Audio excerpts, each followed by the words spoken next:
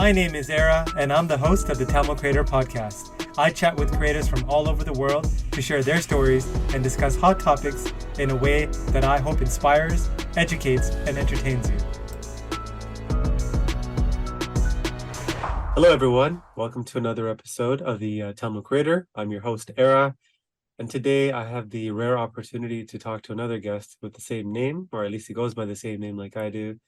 His name is Era as well, as Aravinth Panch, and he's a very impressive individual. He is the founder of araCreate, co-founder of DreamSpace Academy, which has been making waves recently, as well as an advisor or investor in a number of companies. He spends his time between Germany, India, and Sri Lanka. Era, welcome to the podcast. Thank you, the other Era. Thank you so much, and I hope people don't get confused which one is talking. At least they know your voice. So yeah. Hi, hello, and happy to share the journey, the story, and looking forward. And I think with a name like Era, I think you're bound to do great things as a fellow Era. So I think your name set you up for success. As we were kind of talking before, we're both fathers, and for me, I always like asking this question just because I'm thinking about kind of the things to do with my kids as they kind of help them kind of get to, as they grow up, different decisions to kind of help them evolve a certain way. So for yourself, as you're growing up in your childhood or your formative teenage years, what were the things that made you become interested in entrepreneurship and driving social change? It goes back to my growing up in Sri Lanka story. So I think I can share it here openly. And it has, a lot of sides to it, and I'll tell you a little bit more in detail. So I was born in the 80s in Sri Lanka, in particular Sri Lanka and the East Coast, at a time that several people in our family were killed as a collateral damage, both sides, within few short period of time in 80s. Some of them were killed by the army, and some of them were killed by the LTT, and part of the ongoing challenge in that region. And then at the time, there were majority of our family members left Sri Lanka because they got, using this incidents, they got a lot of people got invited to neutral countries, majorly in Europe and Northern Europe, and then they moved. But being my mom is the eldest girl in the family, and my grandmother saw her husband and kids died, and other people in the family, in relatives, also died. And so basically my grandmother didn't want to leave the country, and so my mom ended up in Sri Lanka, and so we stayed in Sri Lanka, and I grew up in Sri Lanka. So it has been a different time, growing up in the war zone, in the conflict. There's a lot of stories you would have heard, but the longer the war, the younger the soldier kind of a situation arrived. So during the ceasefire that happened in Sri Lanka, both sides, both the army side and on the LTT side, people were refueling, both sides were refueling weapons and people. And so there was a necessity that every family had to give one kid for the war. If the kid is about 10 years old or something like that. I remember I was 13, 14 years old at the time. And a lot of our known people, schoolmates have gone, and a lot of them died also very shortly, because these are very young kids. And this is happening, and our family is somehow known to both sides, and that's why we were had a lot of pressure. I have a elder brother. When he was 18, he was also sent out of Sri Lanka, and it's only me and my mom and my sister were living. And so I had no choice to become a child soldier at the age of 14. So we tried a little bit, and then fortunately the ceasefire happened, and so that was the moment that we could escape. So I don't have to be, on the, as a child soldier and so on. And so we, me, my mom, and my sister left the country, and immediately the nearest country that we could go at the time, because of ceasefire, we could take flights. Otherwise, it wouldn't have been possible. And we went to India, and it was a very difficult time in India. Also, there was a political power. It's been changing from one government which was neutral and another government which was completely against Sri Lankan Tamils and all the movement, and then they kind of got into the power. So we were not given any opportunity there to, if you know that, I think still India is one of the countries that does not, I think, officially sign the treaty of accepting refugees, something like that. And so basically we were made, we went with visas, but we were made into stateless, or like we were made into refugees in the first few months. Me and my sister were young, and my mom would be only 3 people. My father was in another country. My brother was in another country. And since the situation was not good there, and we were not given place to live, we were not allowed to go to school because none of our system or certificates were accepted. It has been a little bit difficult for my parents, and then so they took a decision that they will send my sister to my brother, and my mom went to my dad. And so I ended up as a young refugee in India for quite some time. And during this time, exactly, I was 16 years old, and I was not doing things as the other kids. At the same time, I had a big gap between my school studies because I was not going.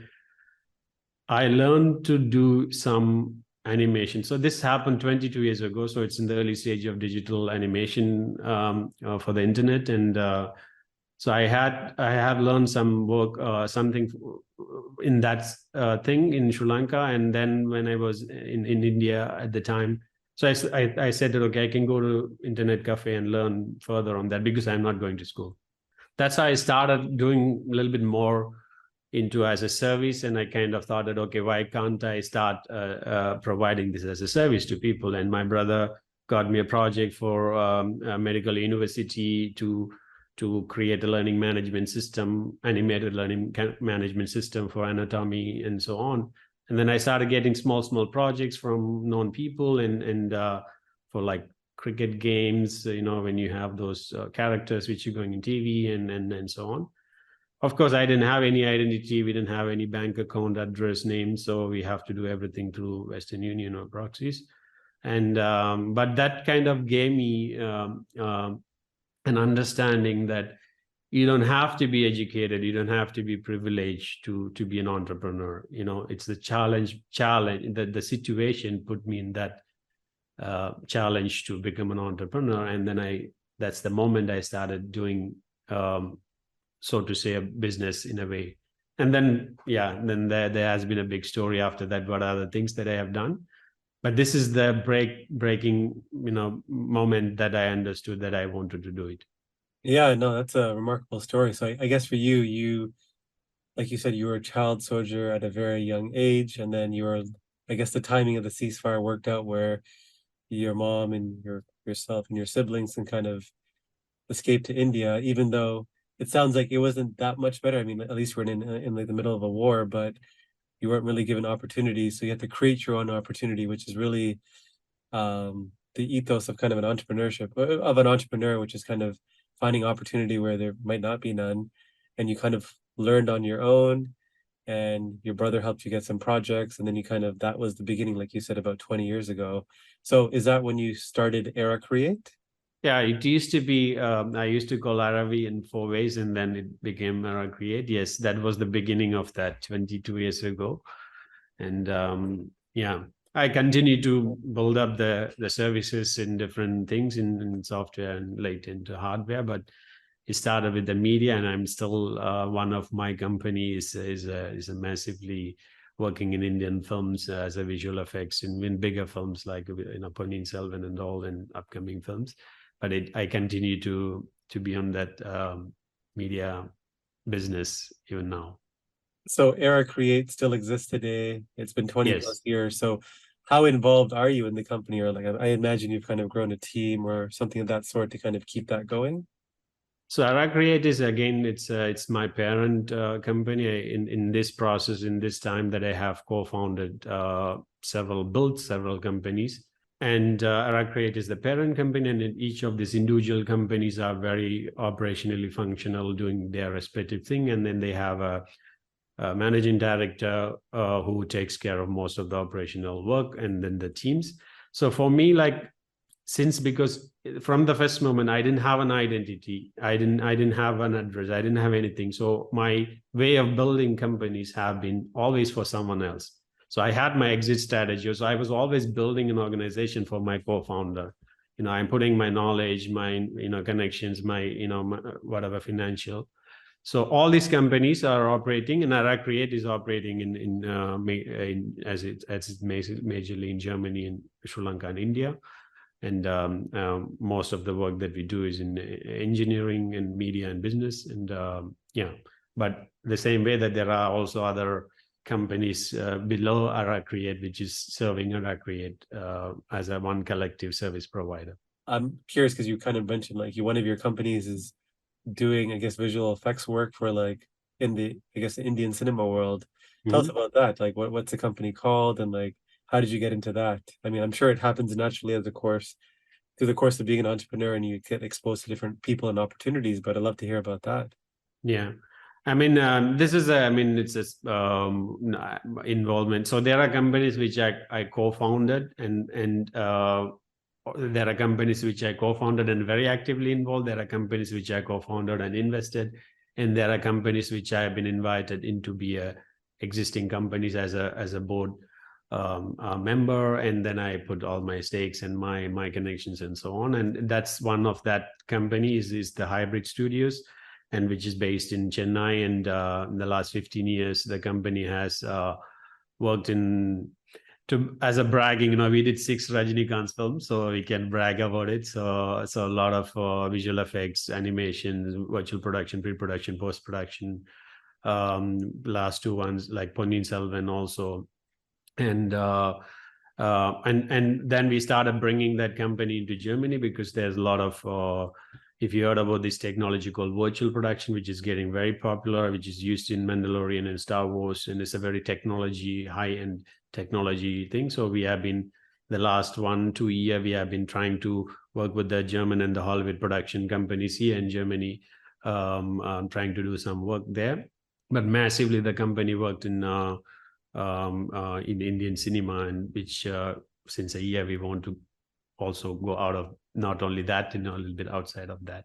And also we did a lot of videos for corporates, startups as explanatory videos and animated, audiovisual content and so on. So yeah, that is around 50 plus people, team members, from concept design to, post-production. This episode is sponsored by nobody. That's right, nobody. So if you could be kind enough to hit that subscribe button, that would mean a lot to me. So you got to India and you were kind of not given any kind of status, or you're essentially kind of stateless at that Yes, point I in time. was. So how did you tried to deport myself 6 times. They didn't let me go also. So basically I was not allowed to live. I was not allowed to leave, So how did you go from that to like, how did you now, you're setting up companies in India, you live in Germany, I think it is. And like, you obviously, we'll talk about DreamSpace after, but like you are now able to like do some work in Sri Lanka. So how did that go? How did you go from being stateless to, I guess, like, it sounds like living in Germany now?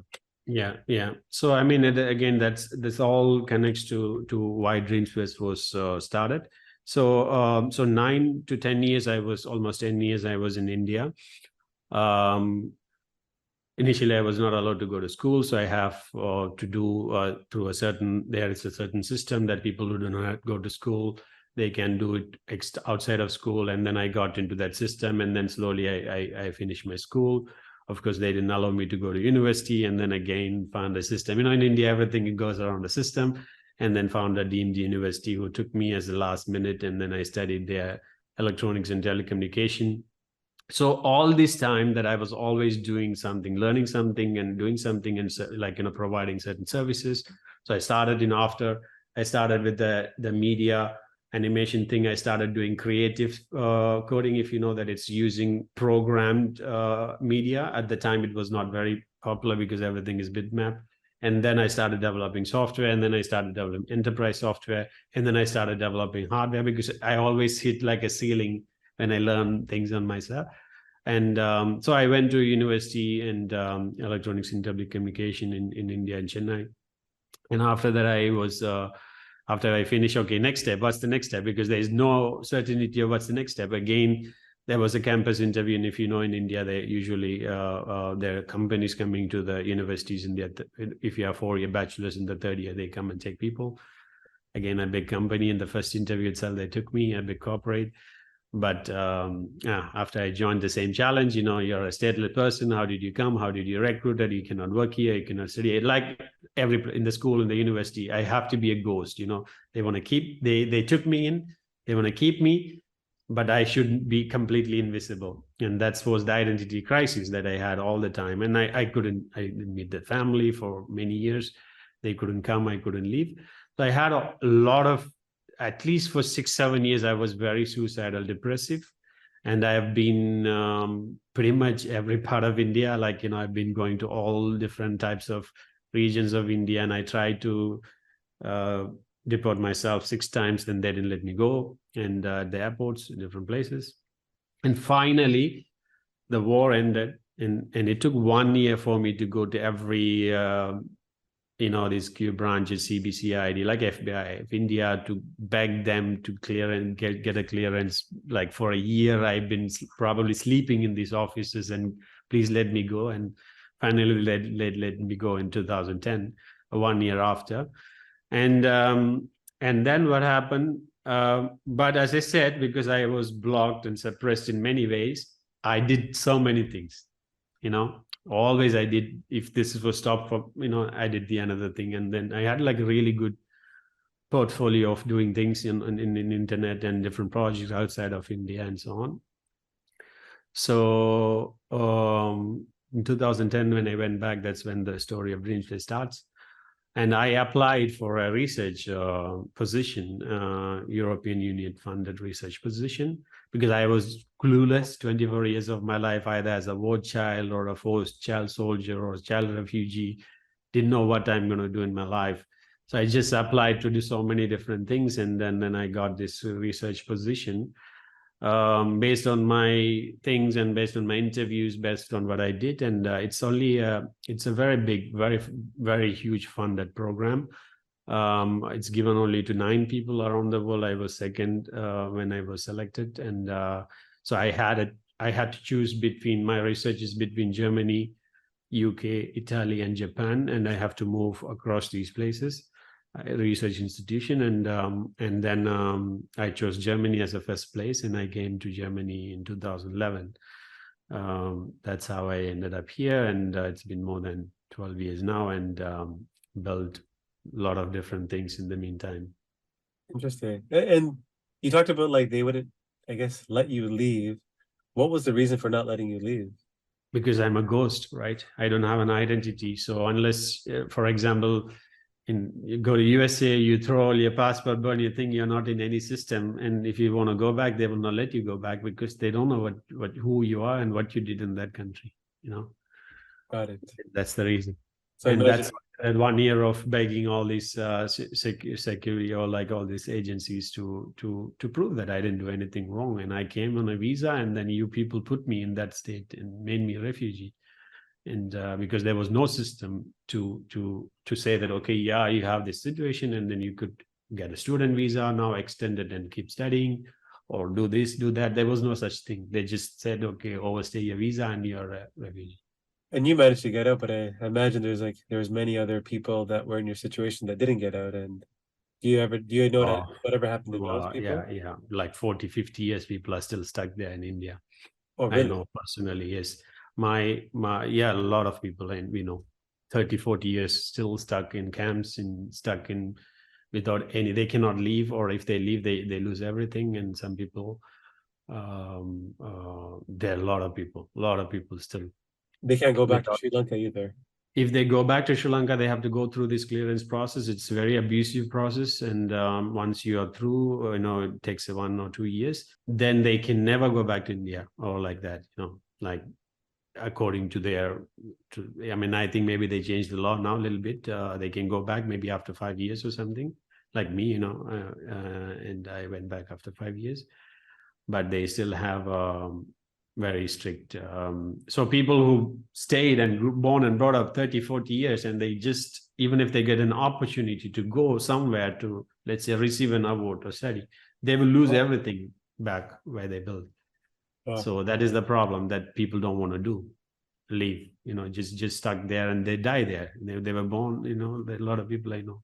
It's not quite similar, but in the US, it's very similar, where I think there's a lot of immigrants that came, maybe it was illegally, but like their kids, they're paying taxes, their kids are born there.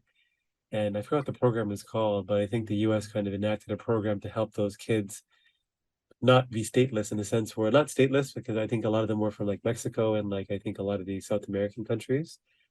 But I can't imagine that, where you're building something, but at any moment they say leave, and then you have nothing. So that's remarkable that you kind of got to where you did today.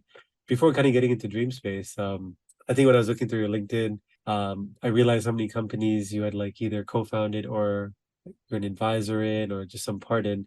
How many companies are you currently involved with? And I guess, how do you manage your focus or attention on the different companies, given, limitation of time, because you have to balance professional, personal, responsibilities. So number one, how many companies are you involved with, and how do you balance your attention and time between all of them? Till 2020 January, I was part of 23 companies. Wow. And then there was this, as I said, I was like that, because I always have to do so many things as thing. It's internal to me that these are like redundants that I have to create so that one fails, and then I have and now, as of now, to answer your question, that I'm only focused on 4 of my companies, and I stepped down from all those companies which I was part of, and it's a board member, advisory, and so on. So but I'm mostly focusing on 4, and also I don't have to do in that 3 of them, I don't have to do any operational work. It's only my co-founder, and in a regular, probably a few times in a week, that we have regular updates from the management team and so on. Only one is araCreate, is the one that which I have to operationally handle, which is in Germany, and the rest is in India and Sri Lanka. I guess you put together a management team to take care of the day-to-day, and then you kind of just get reports on what's happening, and you help with advice for if it's needed, I guess. Exactly. It's the growth of the organization, because the first person whom I find is the co-founder, and then it takes some time for them to build up that process, and then they're on their own, and I don't want to get involved in all those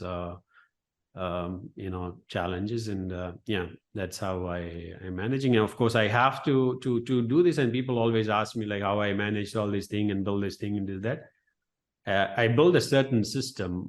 It's called arametrics, and then how I manage my time, task, resources, expectations, and so on. A certain system that I built, and I strictly follow that. And there are certain ways to optimize and iterate the system, and that help me to always time box and things for things, and then not to just do everything at the same time. But what's your purpose with all these companies? Are you hoping to just continue to run and operate them and make money from them, or hope to sell some of them, kind of get that larger lump sum of money, or whatever it is you're expecting? What's your goal with all these companies?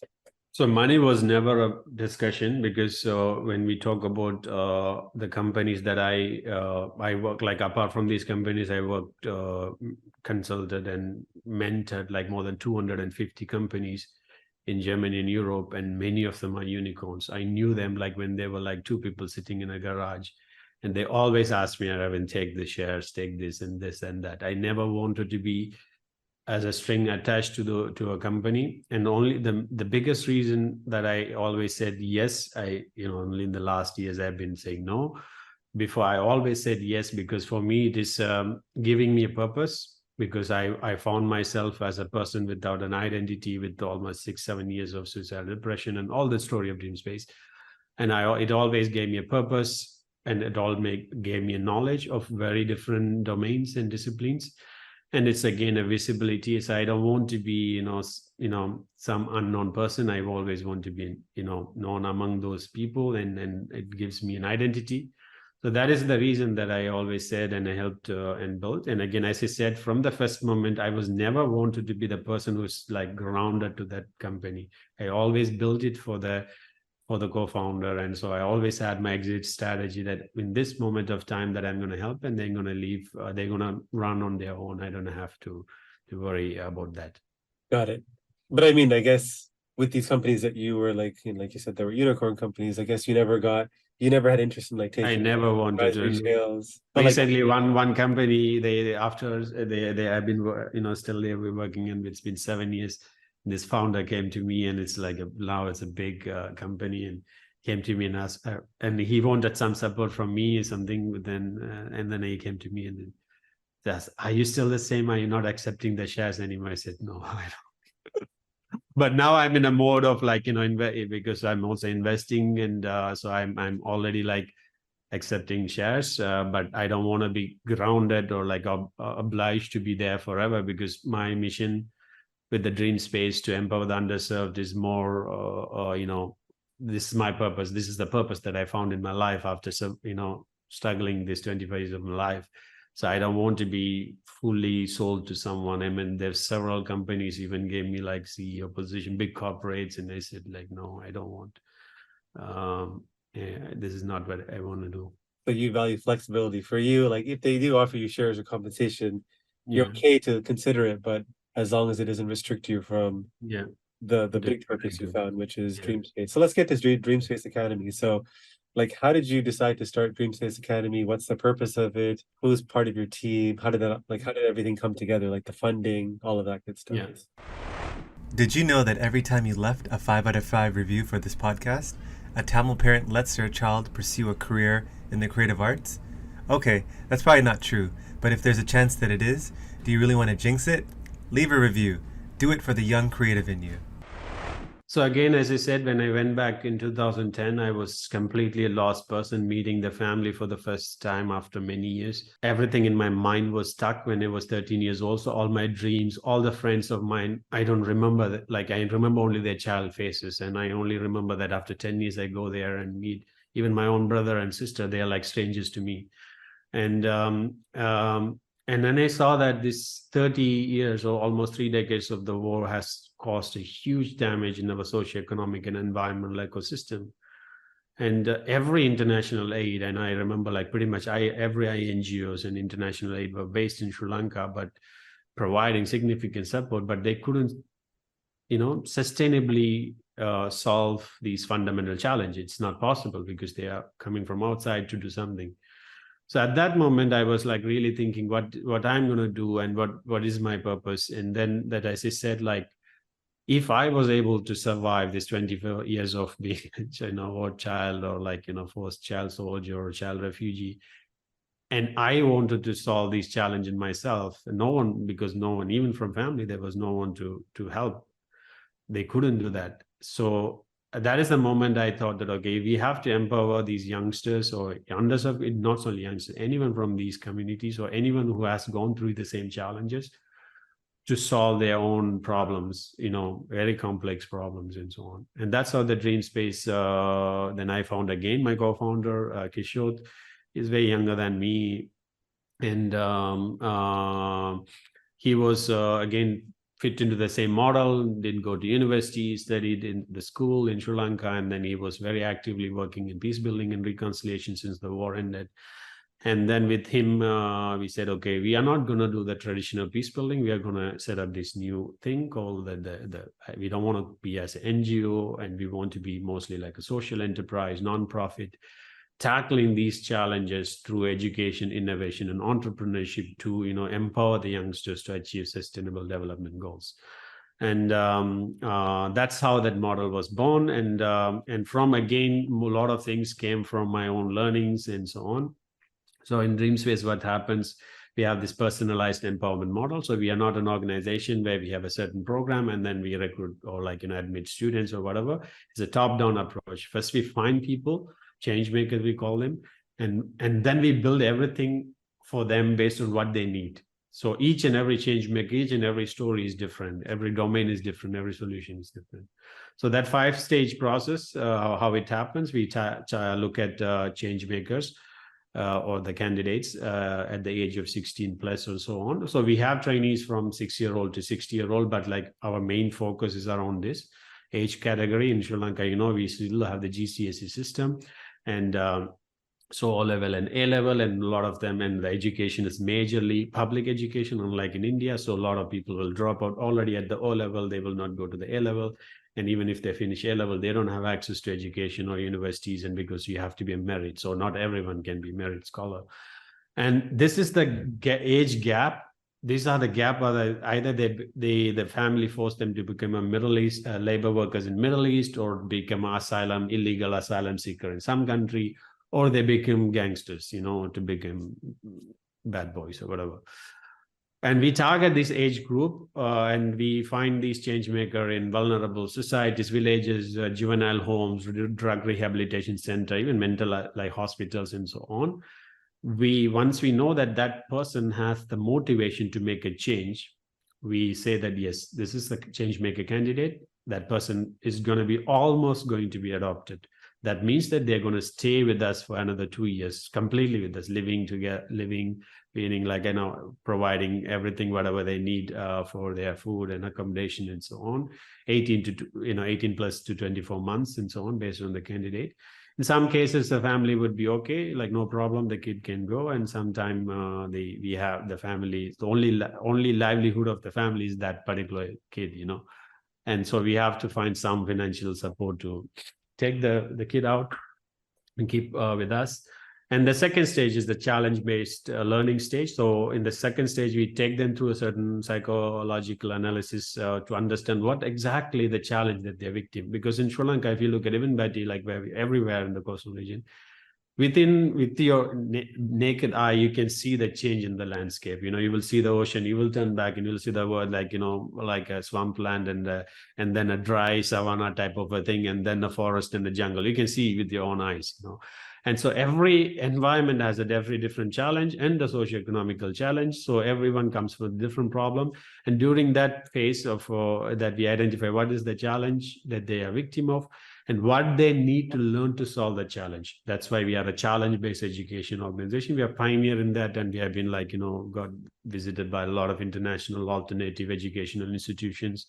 There is a subject-based learning, well known, and there is a project-based learning, which is like makerspace type of a thing, which we are absolutely not makerspace or anything like that. We don't do that, because project-based learning is a very hobby type of a thing. Challenge-based learning is absolutely necessary for these people to solve the particular challenge. And the third stage is the grassroots innovation stage. What they do is basically develop a grassroots innovation for that particular challenge that they are victim of, and it can be different social innovation or a technological innovation, whatever it is. And the fourth stage, first, we give them a lot of, in the training, the program, this challenge-based education, it starts with non-technical to technical, anything from storytelling, videography, and whatever it is, business modeling, to software, electronics, electromechanics, biotechnology. We are the only one, and we are the first and the only one in Sri Lanka that has the open bio hackerspace and the open bio lab. We are the only one and the first one where you can do biotechnology without having any formal education in biotechnology. So they get to learn different things that is necessary for them to solve a particular challenge. If you have let's say, if you have a particular problem where let's say you have a lot of bio waste, and if you want to build something out of it and make something, and if you need to work with some bacterial or some mycelial thing, then you need to go into biolab to learn about it. In some places it could be just a social innovation, like when it's coming about creating about awareness about mental and menstrual and period health, these kind of things, and then they will be trained in how you create the stories around that topic, and then so on. So yeah, so in that way they learn a lot of things. Like me, they have to touch everything to know what they are good in. And then when we narrow it down in the fourth stage is a domain expertise stage, when we know that, okay, this is the change maker, this is the knowledge, this is the innovation, now they have to build a expertise in that particular domain.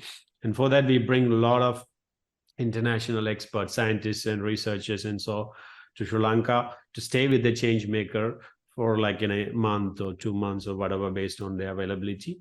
And then that's the fourth stage. And then at the same time, we are also sending the story of this change maker to international organization, and they get opportunity to leave Sri Lanka and get trained, come, visit other countries and international centers or whatever it is, research center or university or school, whatever companies. And then this gives them a big motivation, because in a country like Sri Lanka, to go to a foreign country, you need to have degree, you need to have a bank balance, this and that. And there are so many kids, even they are the first generation, people who are even sitting in a desk came to Germany. We brought them to Germany on a red carpet, like even the government funds them, everything. They come and they go on a stage and speak and so on, meet the Nobel laureates and all big people, without any formal education, degree, background, bank balance. And this is a big motivation. And we say that you can be successful if you do the right thing wherever you are. You don't have to be asylum seeker or whatever. The last stage is the spinning off stage, the impact venture building stage. So we know that the change maker is ready, kind of the prototype of the innovation is ready. We validate with the relevant stakeholders, and we train the change maker on whatever it's necessary to build a business from company building to financial modeling. And then we spin them off. Either they choose it as a for-profit or non-profits, depends on the change maker. And then they don't leave us. Usually they build their team and they continue to do their work within their team, and then we don't have to be much involved. And then we again put some impact investment for their team if they need some material money or whatever. And some, when they grow big and they have to go to other places, and they go. And if they are a non-for-profit, then they have to contribute back to the DreamSpace Foundation. If it's a non-profit, there's no way they can contribute, and basically they contribute by doing their work in a right way. And so this is the model, and then it continues. So in this way that we have uplifted more than 2,400 youngsters from different parts of Sri Lanka. I'm talking only the Sri Lanka because DreamSpace is also in other places, other countries. Around 30 change maker have been graduated, I would say, because it's an extensive, very intensive process. Not everyone can survive the whole process. And they learn something and they said they want to go and work. They go work outside, or they work again for DreamSpace itself. We have 40 plus people, full-time team members in 7 locations, and 100 plus part-time project-based members. And it has been a very successful story. Very much also, we've got a lot of recognition outside of Sri Lanka for the work that we've been doing in different aspects of SDGs. And that's the story of DreamSpace. I guess a few questions. So number one, it seems like it's grown, it sounds like organically, but also maybe through funding. So number one, how is the organization funded as a nonprofit? And number two, maybe what's an example of someone that kind of survived the rigorous programming from stage 1 to stage 4 that you kind of identified as they were in a particular situation that wasn't good. You gave them all this training, and now they've produced something that's remarkable, that you're very proud of. I'm sure you're proud of everyone, but just a very prominent success story. So those are my 2 questions for now. Yeah. So when we started, we got a soft loan from a Swiss organization. Unlimited, so to say, it's 20,000 euros, but soft loan we can pay whenever we want. And that's how we kickstarted. And as I said, we didn't want to be in the NGO model, so we always wanted to be 2 verticals. One side is a business venture, one side is the social mission. So we always wanted to do something that generates, even if it's 1 rupee, it needs to be, everyone in DreamSpace knows that, whatever you do, it needs to make sense socio-economically. So, for example, the first of a few businesses, I can tell that someone donated us a photocopy machine. So we started a photocopy shop and we made 100,000 rupees a month. At the time, our operational cost was like 150 or 200. And then we had our edible lab, so of the making food hacking stuff. So then they came up with the thing that, because we are very close to beach and everything and all those things, and they in the Friday nights, and they made some kind of grilling stuffs, and people were going, it's a beach road, so the people were buying 100 200 rupees worth of things, and we were selling and projecting some movie or something, and people are standing and eating. So there's so many small business. Even now at this 23 Ventures, even we have our own spice brand. We have our own spice production and spice brand. We have our factories producing a lot of different things, and so those so many innovations, cash flows that we had.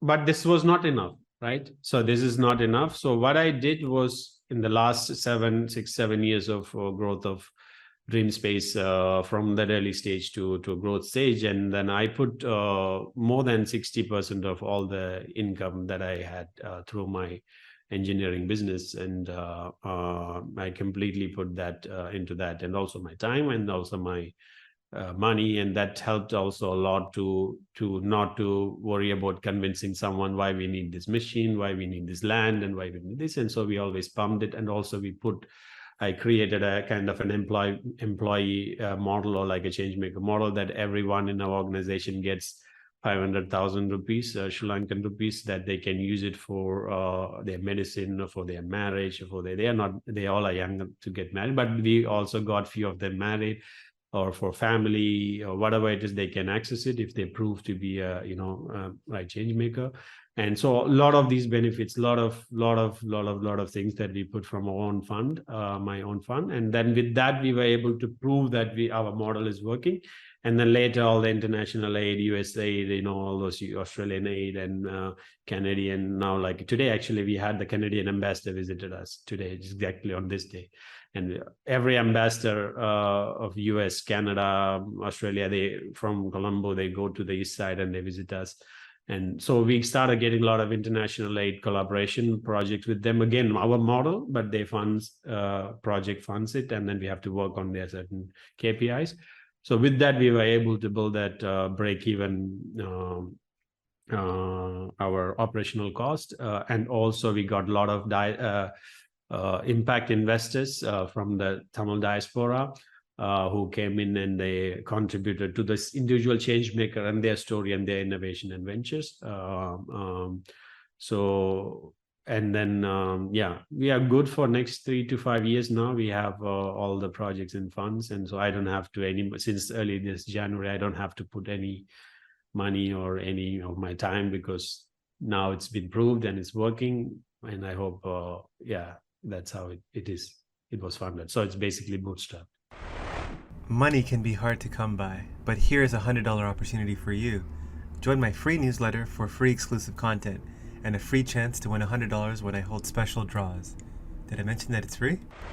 So what's your goal with like DreamSpace? Like, I mean, it seems like you're kind of at that stage where you kind of put your time and money and, know-how into building this, I guess, engine that's able to take somebody from like a not good situation into someone that's able to contribute and effectively change the trajectory of themselves and their family.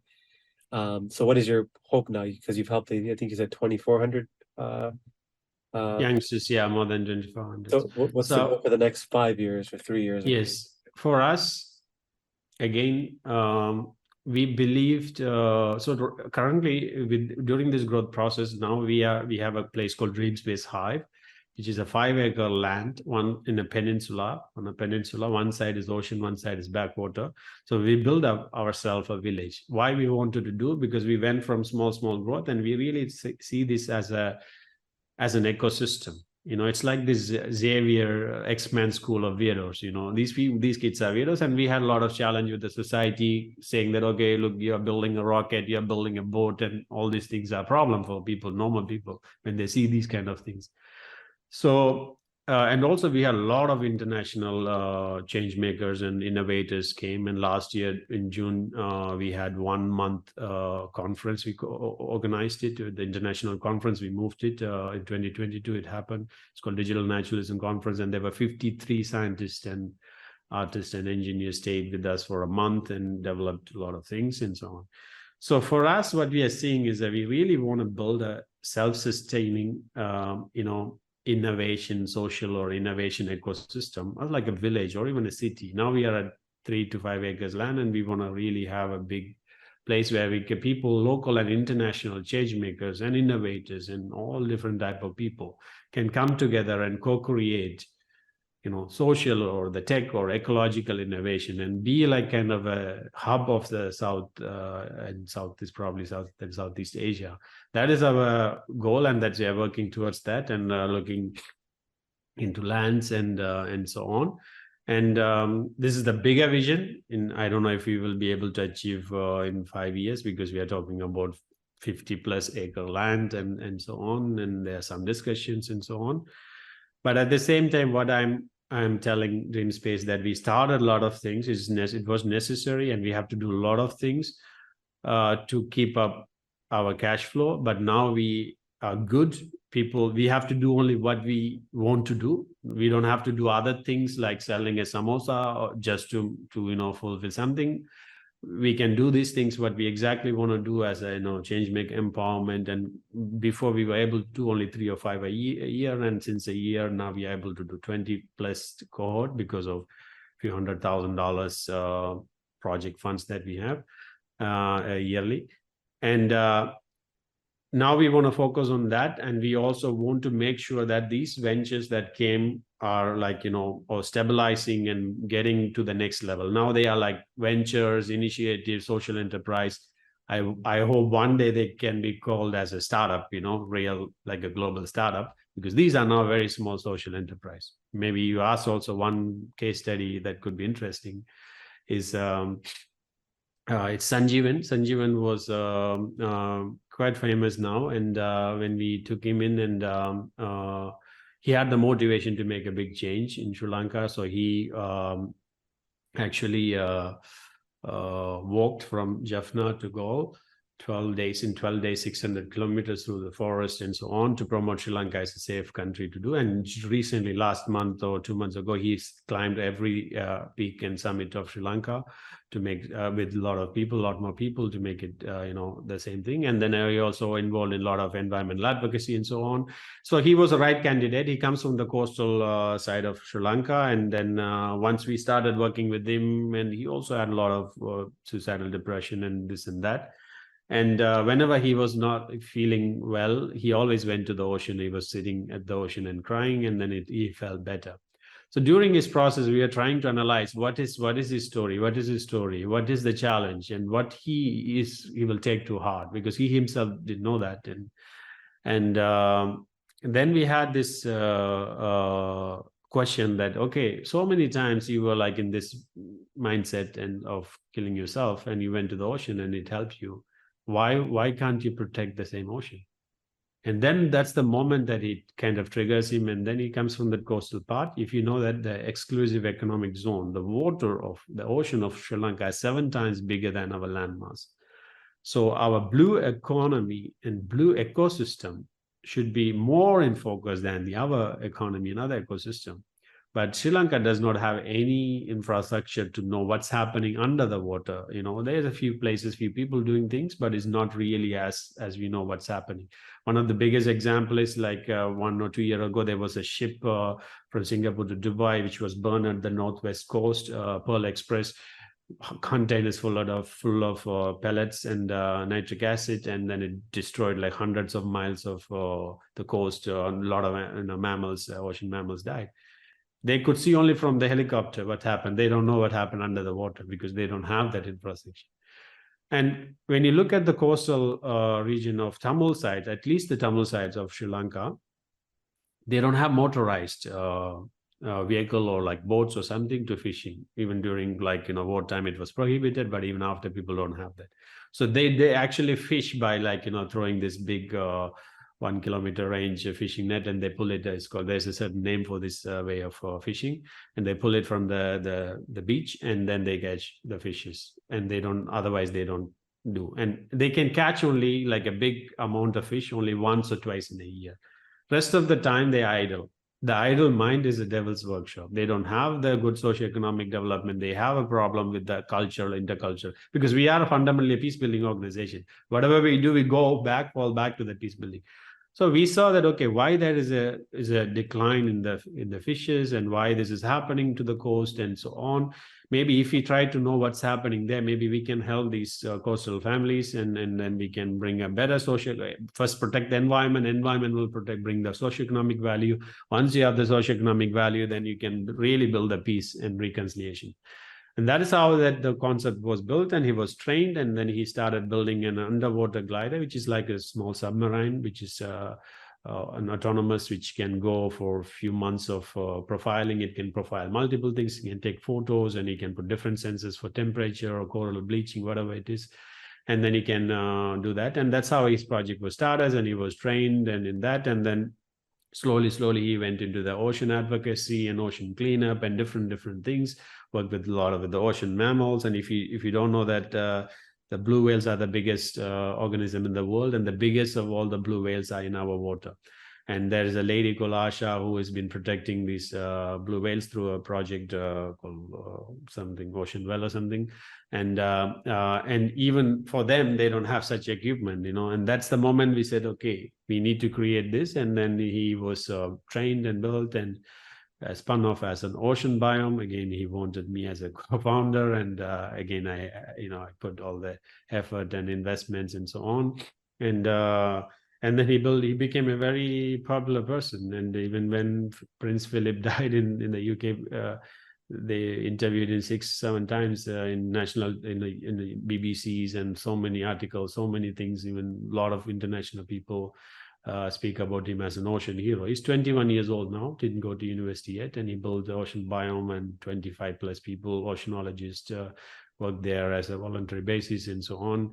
You know that in Sri Lanka, if you study oceanology, the maximum respectable job you get is a clerical job, in a bank, and that's sad. So in this way, we are not only building a change maker, but we are also building a core industry, so that these people, youngsters in Sri Lanka, can find their opportunity in Sri Lanka itself, and they don't have to be a labor worker in Middle East or asylum seeker in some other country. So that's why we see this as a true peace building methodology for us.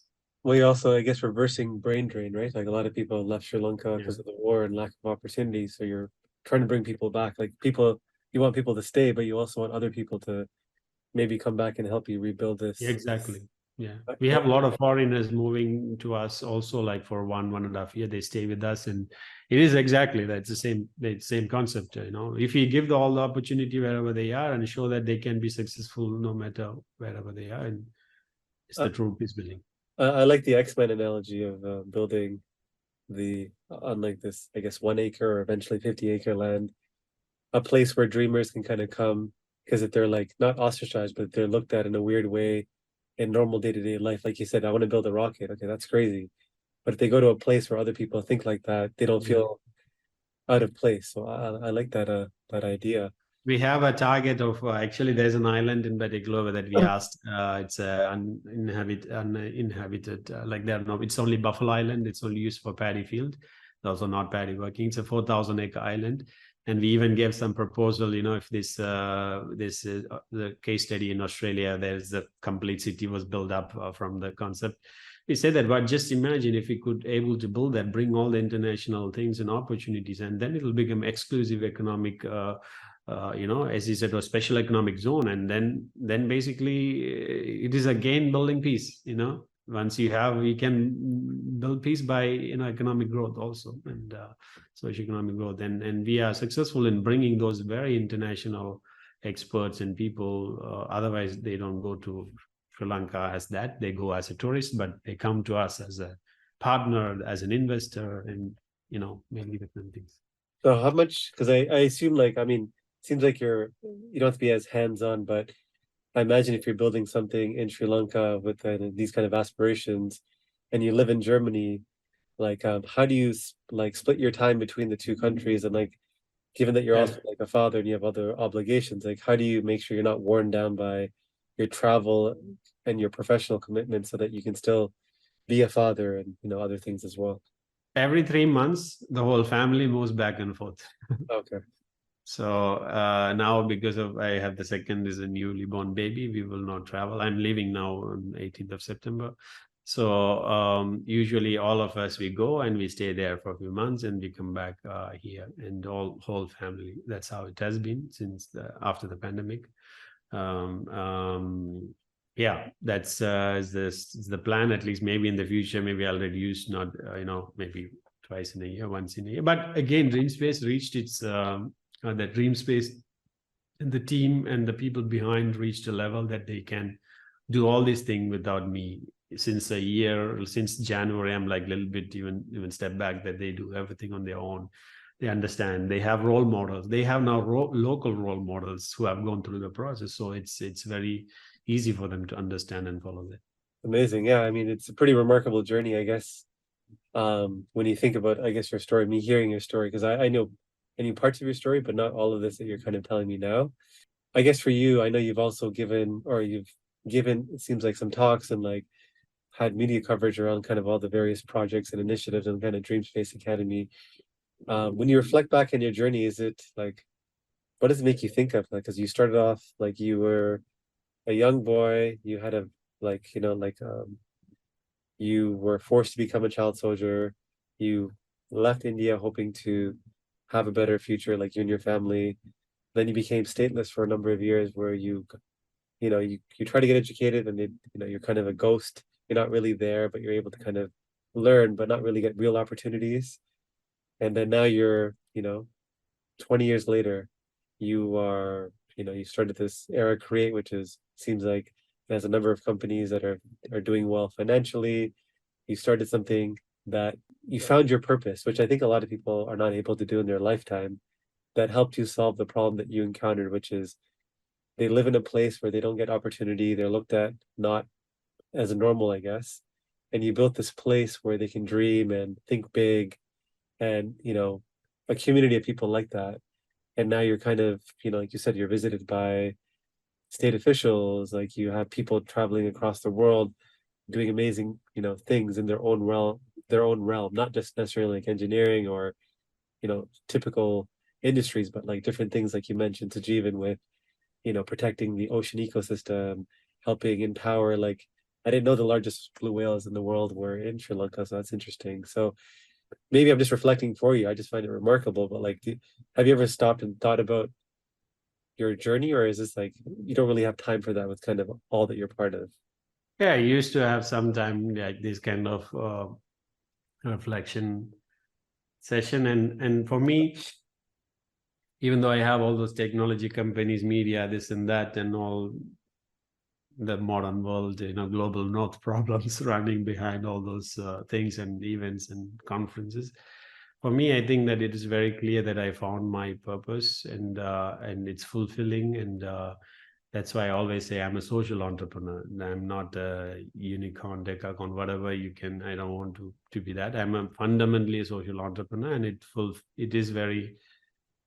It gives me a purpose, and otherwise, I think, like, after 7 years of suicidal depression, I would have killed myself. I don't know, but again, so always as an entrepreneur, that you always have to keep building, and so DreamSpace Sri Lanka has been to a quiet state, and then we started focusing. We already had some operation in India, but we are already like from mid this year, we have gone to another level. DreamSpace as in Korea, DreamSpace called. I mean, there are a lot of under DreamSpace. There are a lot of different names: DreamSpace Media, DreamSpace Record, DreamSpace Careers, and so on. And so now I'm focusing a little bit on the Indian part of it, and let's see like how it goes. And also, like, we started the DreamSpace Kenya in 2019, starting with the challenge of period poverty, and building a 100% girls women team, creating low-cost sanitary pads, and so on. And again, it didn't go well because of the pandemic. But these are the things that if I find a new place, new challenge, and I will go there and apply the DreamSpace model by learning and customizing what is necessary for that region. And for me, it's always finding the first change maker, the co-founder is crucial. Once that is there, and I know how to take them to my exit strategy, like when I can leave them on their own. Yeah. Oh, that's amazing. Yeah. What would you tell your 16-year-old self if you had a chance to go back in a time machine and talk to him? 16-year, when I was 16, I was already in Sri Lanka, in India. Even if you go a little bit, because I think it's a lot of people can reflect, and being a child alone, stateless refugee in India had so much impact on my life mentally and physically than being a war child. Because in being in the war zone, we accepted, we always saw like death, very near death, and we accepted. I can tell you, like, we have this multi-barrel shelling and next to our school, and our school is the oldest school in Sri Lanka, started in 1814, Methodist school. So when they shoot that out, the whole building will shake. But we will be so happy, yay, like this, We were not worried at all because we were born there, and we were born in the war zone, and we were living in that. But like being in another place, like completely suppressed in another way, was a very difficult thing. Maybe that's what it made me who I am today. But if I have to go and tell that, I would have, I would tell that, I shouldn't have even left Sri Lanka. Maybe I should have stayed in Sri Lanka, or I tried to go back as serious as possible from India. Another thing that I would say that is, I was a very introvert, close person because it was necessary. I have to hide my identity. And that actually caused a huge problem, and for me, and I would have, in the Sixth Nature, I would have said I should have been even more open. I should have been brave, but it was not possible. As soon as I say, or even if they find me, because I spoke very local Chennai slang, so people would not know that I am from Sri Lanka, because when they knew when I was speaking Sri Lankan Tamil, I was thrown out of everywhere, and. So maybe I should have been a little bit more brave in India than the way that I was in Sri Lanka, accepting it, it's going to happen. It is how it is, And looking forward in terms of your personal legacy, in a few sentences, like how do you want to be remembered by your friends and family, or just in general? Yeah. I don't know. I never thought about that. Just finding all, if I can survive, anyone can survive. That's the thing, if a lot of people have make challenge, like, they have problems with their very simple challenges, first world problems, they say it's this and that, and I love it, our life is destroyed. And so people are having even worse than my story. There are people all around the world, like, they survive and stand up again, fall and stand up and fall and stand up. That's what I did, and that's what I think they will say that every time I fell, I stood up. It was difficult, but yeah. Love it. Well, we had a very deep and I guess a solemn conversation, but I think it was excellent. I think we'll go into the last part of the podcast, which is more of a fun conversation. It's a game I like to call Creator Confessions. It's a speed round. I'll basically say a bunch of statements, and you'll tell me the first thing that pops to mind.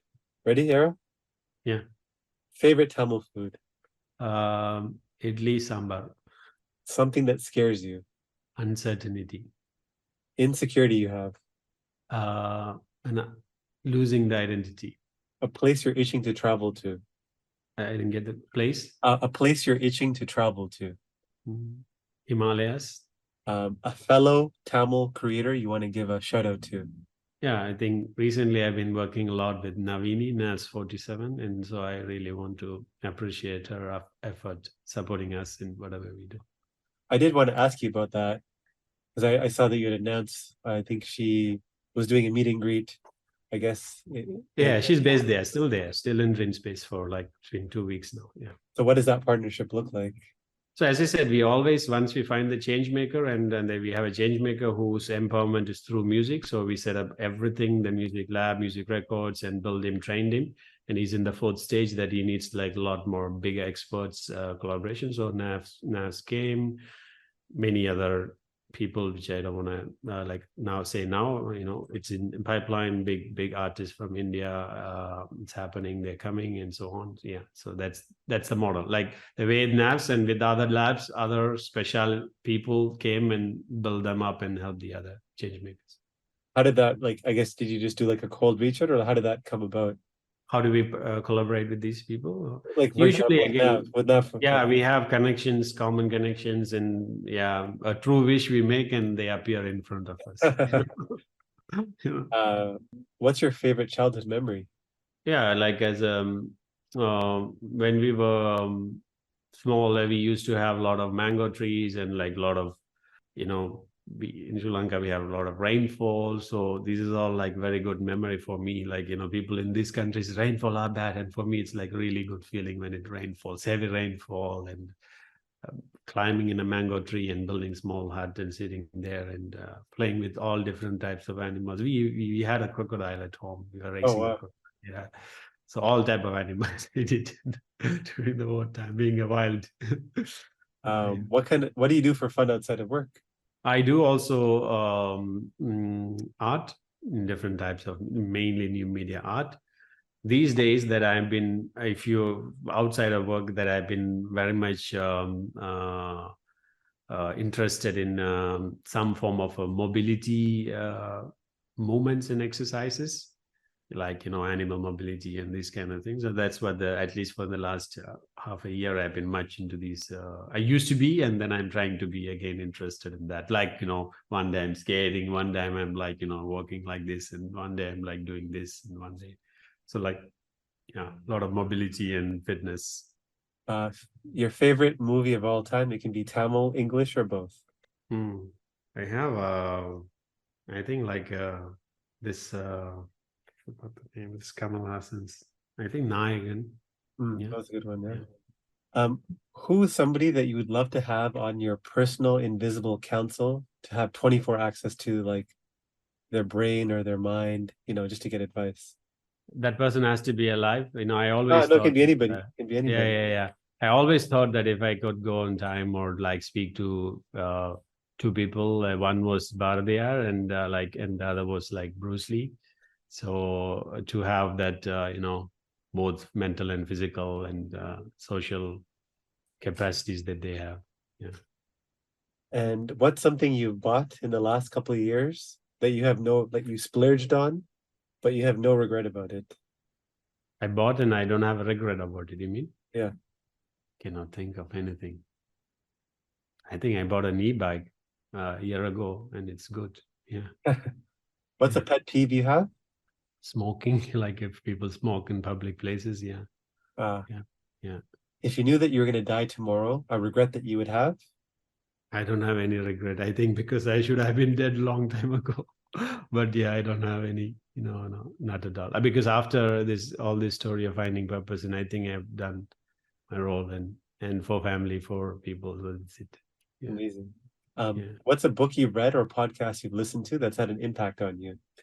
as a podcast, I used to listen to a hypno and psychotherapy podcast from Doc Mike Mendel, which helped me a lot. And I was serious about those things at the time, and that helped me a lot. And there are a lot of other things, but I think this is the one that came to my mind. And he's a Canadian, and he's a student of Erickson. If you know that famous psychologist Ericksonian model, and he's a student of that. He's Canadian, Dr. Mike Mendel. Yeah. And what's a belief, behavior, habit that's improved your life? I think being very organized, like I have to track things to be organized. It really helped me. It's a little bit of looks like OCD, but yeah. And the final question is, what's a piece of advice you would give to your fellow aspiring Tamil creators out there? I think we have to tell our story. That's the problem. We have to keep telling our story, and it's not only just because you want to get some business or something. You just have to keep telling the story, and that's the important aspect of it. And our stories are not known when you see like there are a lot of stories from our ancient story, thousands of years of story, and we are the one of the ancient civilization, and still we don't have a focus on our story. So I would say that that's what they have to keep telling. What you do, no matter how people say, keep telling things. I love it.